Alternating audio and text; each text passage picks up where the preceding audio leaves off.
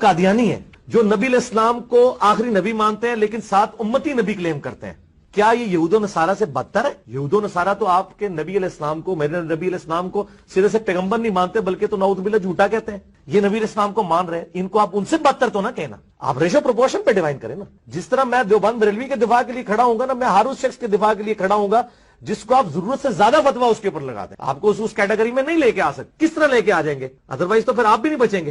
قادیانیوں کے حوالے سے ایک اشکال پیش کیا جاتا ہے.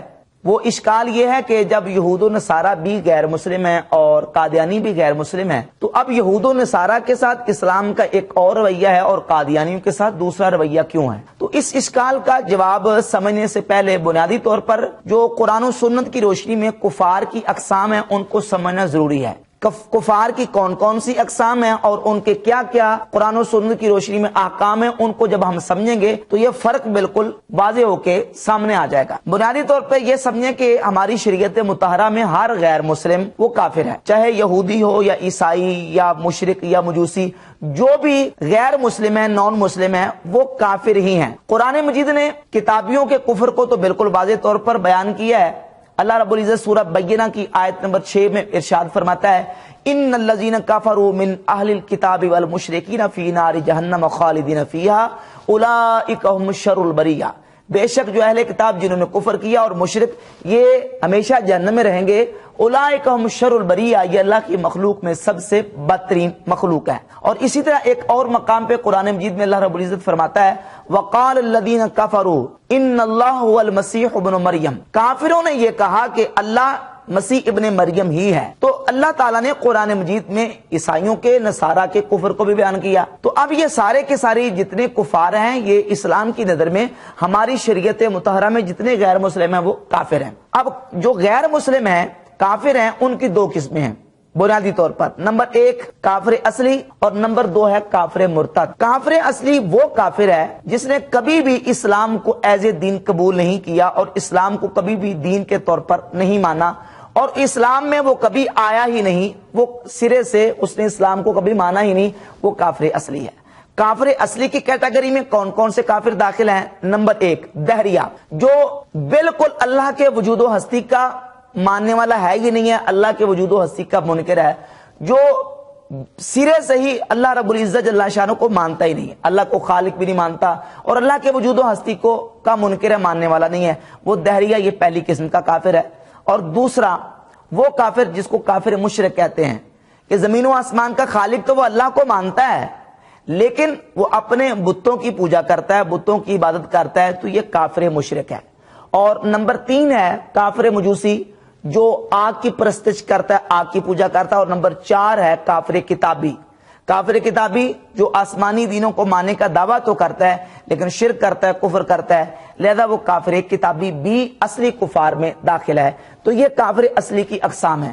اب کافر اصلی کے ساتھ اسلام نے ایک اور رویہ اور اس کے ساتھ ایک اور جو نا وہ سلوک کیا ہے، جبکہ کافر مرتد وہ کافر ہے جو پہلے اسلام میں آیا، اس نے اسلام کو قبول کیا ایز اے دین، اور یا تو بالکل ہی اس نے اسلام کا انکار کر دیا کہ میں اسلام کو نہیں مانتا، یا اس نے اسلام کو سرے سے اس کا انکار تو نہیں کیا لیکن اسلام کا دعویٰ کر کے اس نے ضروریات دین میں سے کسی ضرورت دینی کا انکار کیا. تو جو بالکل ہی اسلام کا انکار کرنے والا وہ بھی مرتد ہے، اور جس نے اسلام کو کا نام تو لیا لیکن ضروریات دین میں سے کسی ضرورت دینی کا انکار کیا وہ بھی مرتد ہے. اب اصلی کافر کے اور کافر مرتد کے اسلام میں احکام بالکل مختلف ہیں. وہ اس لیے مختلف ہیں کہ اسلام کو کافر اصلی سے اتنا نقصان نہیں ہے جتنا کافر مرتد سے نقصان ہے. وہ مثال آپ اس طرح سمجھیں کہ ہر ملک اور ہر ریاست میں فوج کا ایک محکمہ موجود ہے. فوج کا محکمہ کسی بھی سویلین کو، کسی بھی شہری کو فوج میں ملازمت کے لیے مجبور نہیں کرتا کہ وہ اس کو مجبور کر کے کہیں کہ فوج میں ملازم ہو جاؤ، لیکن اپنی خوش دلی سے، اپنی مرضی سے کوئی بندہ فوج کے محکمے میں ملازم ہو جاتا ہے تو اب اس کو اجازت نہیں ہے کہ وہ اپنی من مرضی سے جب چاہے تو وہ وہاں سے چلا جائے. اب اگر وہ اپنی مرضی سے ملازم ہو چکا ہے تو اپنی مرضی سے اس کو واپس جانے کی اجازت نہیں ہے، کیونکہ فوج کا ایک اپنا ڈسپلن ہے، اپنا ایک قانون ہے. اگر ہر بندے کو اس طرح رخصت دے دی جائے, چھوٹ دے دی جائے کہ وہ اپنی مرضی سے آئے اور من مرضی سے چلا جائے, تو اس سے تو پورا محکمہ تباہ و برباد ہو کے رہ جائے گا اور پورے ملک کا نقصان ہوگا, پوری ریاست کا نقصان ہوگا. تو اسلام بھی کسی کو مسلمان ہونے پر مجبور نہیں کرتا, اس کو فورس نہیں کرتا کہ وہ اس کو مجبور کر کے مسلمان کرے. ہاں, اپنی من مرضی سے, اپنی خوش دلی سے کوئی بندہ اگر مسلمان ہوا ہے تو اب وہ اپنی من مرضی سے کہے کہ میں جب چاہوں میں اسلام کو چھوڑ کے کسی اور جگہ پہ چلے جاؤں, تو اسلام اس کی ہرگز اجازت نہیں دیتا. کیوں؟ اس سے اسلام کو نقصان ہوگا, اس سے اسلام کی بنیادوں کو کھوکھلا کرنے میں اس طرح کی جتنے ناپاک عزائم اسلام کے خلاف ان کو موقع ملے گا, تو اسلام ہرگز اس کی اجازت نہیں دیتا. اب قرآن مجید فرقان حمید میں اور احادیث طیبات میں اس پر بہت سارے دلائل موجود ہیں. صحیح احادیث موجود ہے نبی پاک صلی اللہ علیہ وآلہ وسلم کی. صحیح بخاری میں 3017 نمبر حدیث اور صحیح بخاری میں 6922 نمبر حدیث ہے. حضرت عبداللہ ابن عباس رضی اللہ تعالیٰ عنہ فرماتے ہیں کہ نبی پاک صلی اللہ علیہ وآلہ وسلم نے فرمایا, من بدل دینہ فقتلوہ, جو اپنے دین کو بدل ڈالے یعنی مسلمان ہو کے جو کافر ہو جائے, مرتد ہو جائے, فقتلوہ, اس کی سزا یہ ہے کہ اس کو قتل کر دیا جائے. اسی طریقے سے صحیح بخاری میں ایک اور حدیث ہے, حدیث کا نمبر ہے 6878. نبی پاک صلی اللہ علیہ وآلہ وسلم نے ارشاد فرمایا, کسی بھی مسلمان کا خون بہانا یہ حلال نہیں ہے مگر 3 وجوہات میں سے کسی ایک وجہ سے. النفس بالنفس والسیب الزانی, یعنی جان کے بدلے میں جان کو قتل کیا جائے گا, اور شادی شدہ اگر زنا کرتا ہے تو اس کو سنسار کیا جائے گا. والمفارق لدینہ التارک للجماعہ, جو دین کو چھوڑ جاتا ہے, جو اسلام قبول کر کے اسلام کو چھوڑتا ہے, تو اس کا بھی خون بہا دیا جائے گا, اس کو زندہ رہنے کا حق نہیں ہے. اب کفار مرتدین کے اسلام میں احکامات یہ کافر اصلی سے بالکل الگ ہیں. جو کافر اصلی کے احکامات ہیں وہ کفار مرتدین کے احکامات نہیں ہیں. نبی پاک صلی اللہ علیہ وآلہ وسلم کے مبارک زمانے میں مدینہ شریف میں یہودی بھی آباد تھے, عیسائی بھی آباد تھے, لیکن حضور علیہ الصلوۃ والسلام کے مبارک دور میں کبھی بھی یہودیوں اور عیسائیوں پر اس طریقے سے ان کے کافر اصلی ہونے کی وجہ سے کبھی بھی تلوار نہیں اٹھائی گئی اور ان کو قتل نہیں کیا گیا, جبکہ جو کفار مرتدین تھے ان پر تلوار اٹھائی گئی اور ان کو قتل کیا گیا.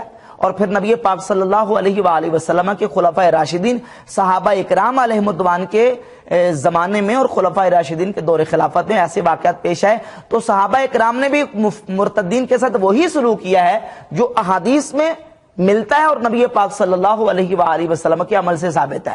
صحیح بخاری میں 6924 6925 یہ حدیث موجود ہے کہ سیدنا ابو بکر صدیق رضی اللہ تعالی عنہ کے دور خلافت میں جب لوگوں نے ارتداد اختیار کیا, بعض تو وہ لوگ تھے جنہوں نے بالکل اسلام کو چھوڑ دیا اور اسلام سے نکل گئے, اور ایک طبقہ وہ تھا جنہوں نے اسلام کا نام لے کر کلمہ پڑھتے تھے, نماز پڑھتے تھے, روزہ رکھتے تھے, حج کرتے تھے, لیکن اس کے باوجود انہوں نے زکوٰۃ کی فرضیت کا انکار کیا.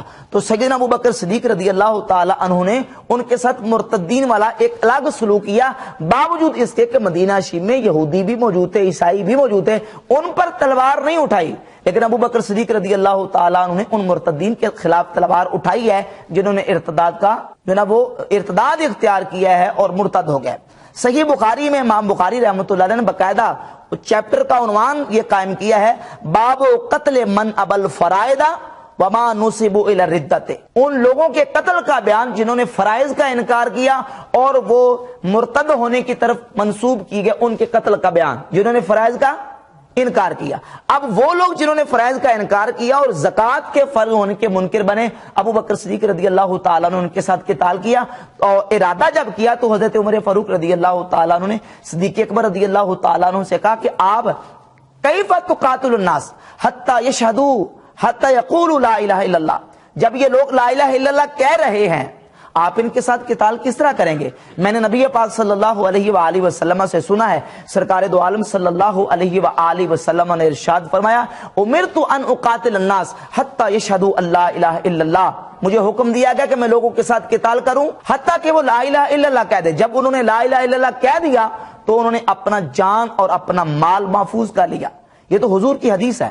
تو آپ لوگوں کے ساتھ قتال کس طرح کریں گے جبکہ وہ لا الہ الا اللہ کہہ رہے ہو؟ تو سیدنا ابو بکر صدیق رضی اللہ تعالیٰ عنہ نے جو حضرت عمر فاروق رضی اللہ عنہ کو جواب دیا, فواللہ لاقاتلن من فرق بین الصلاۃ والزکات، میں ان لوگوں کے ساتھ قتال کروں گا جس نے نماز اور زکات کے درمیان فرق کیا۔ جو نماز کو فرض سمجھے اور زکات کو فرض نہ سمجھے، میں اس کے ساتھ قتال کروں گا، اس کے ساتھ لڑائی کروں گا۔ جب سیدنا ابوبکر صدیق رضی اللہ تعالیٰ عنہ نے یہ فیصلہ سنایا تو حضرت عمر فاروق رضی اللہ تعالیٰ عنہ فرماتے ہیں، صحیح بخاری کی 7285 نمبر حدیث، اس میں یہ لفظ ہے کہ حضرت عمر کہتے ہیں ما ہوا فواللہ ما ہوا الا ان رأیت اللہ قد شرح ابی بکر، کہ میں دیکھتا ہوں کہ اللہ رب العزت نے ابو بکر کے سینے کو کھول دیا ان مرتدین کے ساتھ قتال کے لیے، فعرفت انہ الحق، میں بھی اس بات پر ایگری ہو گیا کہ یہی حق ہے اور ان کے ساتھ قتال کرنا چاہیے۔ تو سیدنا ابو بکر صدیق، عمر فاروق رضی اللہ تعالیٰ تمام صحابہ اس بات پر متفق ہو گئے کہ جو مرتدین ہیں، جنہوں نے بالکل اسلام کا انکار کیا، ان کے ساتھ بھی قتال کیا جائے گا، اور جنہوں نے صرف اسلام کے ایک رکن اور فرض کا انکار کیا، ان کے ساتھ بھی قتال کیا جائے گا۔ اور ان کا وہ حکم نہیں ہے جو خالص یہودیوں اور عیسائیوں کا حکم ہے، بلکہ ان کا حکم مرتدین کا ہے، اور ان پر مرتدین کے الگ سے جو اسلام کے احکام ہیں ان کو جاری کیا جائے گا۔ اب دیکھیں، مدینہ شریف میں یہودی بھی تھے، عیسائی بھی تھے، ان پر صحابہ کرام نے تلوار نہیں اٹھائی، ان کے ساتھ قتال نہیں کیا۔ ان کے ساتھ قتال کیوں کیا؟ اس لیے کہ ان مرتدین کے احکام اسلام میں بالکل الگ ہیں، ان سے اسلام کو زیادہ خطرہ ہے، اس لیے کہ یہ اسلام کی جڑیں کھوکھلی کریں گے اور اسلام کو نقصان زیادہ پہنچائیں گے۔ اب مثال کے طور پر سمجھیں، ایک کسی دوسرے ملک کا باشندہ ہے، اب کسی دوسرے ملک کے باشندے کے لیے ہمارے ملک کے قوانین کو اور آئین کو ماننا ضروری نہیں ہے۔ وہ اگر ہمارے ملک کے قوانین کو اور آئین کو نہیں مانتا تو وہ نہیں مانے گا، تو اس پر کوئی حکم نہیں ہے، کیونکہ ہمارے ملک کا باشندہ ہی نہیں ہے۔ اور ایک بندہ وہ ہے جو ہمارے ملک کا باشندہ اور ہمارے ملک کا ہونے کا دعوے دار ہے، وہ کہتا ہے میں اس ملک کا باشندہ ہوں، اور پھر ملک کے ساتھ غداری اور بے وفائی کرتا ہے اور غدر اور بغاوت سے کام لیتا ہے، تو وہ مجرم ہوگا، اس کو مجرم قرار دیا جائے گا۔ اب ایک تو وہ ہے کہ جو کہتا میں اسلام کو مانتا ہی نہیں سرے سے، اور میں تو بالکل اسلام کو کبھی میں نے تسلیم کیا ہی نہیں ہے، ایک وہ بندہ ہے، اس کے ساتھ اسلام ایک اور رویہ اختیار کرے گا۔ اور وہ بندہ جو کہتا ہے میں مسلمان ہوں، اپنے طور پہ مسلمان ہونے کا دعویٰ کرتا ہے، اور پھر وہ ضروریات دین میں سے کسی ضرورت دینی کا انکار کرتا ہے، تو اس پہ اسلام جو احکام جاری کرے گا وہ خالص اور اصلی کافروں والے احکام جاری نہیں ہوں گے، بلکہ ان پہ کون سے احکام جاری ہوں گے؟ مرتدین والے احکام جاری ہوں گے۔ اب قادیانی یا تو یہ سرے سے کہہ دے کہ ہم مسلمان ہی نہیں ہیں، جب یہ اپنے آپ کو مسلمان ہی نہ مانے، کسی اور ملت سے اپنا تعلق جوڑیں، تو تب تو وہ ظاہر ہے کہ وہ مسلمان نہیں ہیں، وہ ایک اور کیٹیگری میں ان کو شامل کیا جائے گا۔ جب وہ اپنے آپ کو مسلمان ہونے کا کلیم اور دعویٰ کرتے ہیں اور اپنے آپ کو احمدی مسلمان کہتے ہیں، تو اب ان پر احکام مرتدین کے جاری ہوں گے، یہ اسلام کے غدار اور اسلام کے باغی سمجھے جائیں گے، ان کے احکام عیسائیوں اور یہودیوں والے احکام نہیں ہوں گے۔ دیکھیں نا، ایک ملک میں کوئی بندہ غدار پیدا ہو جائے، ملک میں کوئی بندہ باغی کھڑا ہو جائے، تو سارے کہتے ہیں یہ ملک کا باغی ہے، ملک کا غدار ہے، اور اس کو وہ حقوق نہیں دیے جاتے جو ایک عام شہری کے حقوق ہوتے ہیں۔ جب ملک کے غدار کو عام شہری کے حقوق نہیں دیے جا سکتے، تو اسلام کے باغی اور غدار کو بھی کبھی ایک مسلم کے حقوق نہیں دیے جا سکتے، اور باقی جو دیگر نان مسلمز اور جو دیگر غیر مسلم ہیں، ان کے حقوق بھی ایک مرتد کو، باغی اور غدار کو نہیں دیے جا سکتے۔ اور پھر اگر قادیانی یہ کہیں کہ ہمیں وہ حقوق دیے جائیں اور ہم اسلام کا نام بھی استعمال کریں اور اسلام کے جو شعار ہیں ان کو استعمال بھی کریں، ہمیں اختیار دیا جانا چاہیے، تو یہ بالکل ان کا دعویٰ بالکل درست نہیں ہے۔ مثال کے طور پہ سمجھیں کہ ایک فرم تھی، ایک کمپنی تھی، ایک فرم، ایک کمپنی کا ایک لوگو تھا، ایک خاص ٹریڈ مارک تھا۔ اس فرم میں، اس کمپنی میں کوئی چند بندے کام کرتے تھے، ان بندوں میں سے 2 یا 3 بندے نکلے اور انہوں نے کوئی الگ ایک فرم یا کمپنی بنا لی۔ اب وہ جو لوگ اس فرم اور کمپنی سے نکل کے الگ فرم یا کمپنی بناتے ہیں، تو آیا ان لوگوں کو جنہوں نے اپنی الگ سے فرم بنا لی ہے، کیا پہلے والی کمپنی اور فرم کا ٹریڈ مارک اور لوگو کیا استعمال کرنے کی اجازت دی جائے گی؟ کیا پہلی کمپنی اپنا ٹریڈ مارک اور لوگو استعمال کرنے کی اجازت دے گی؟ ہرگز نہیں دے گی۔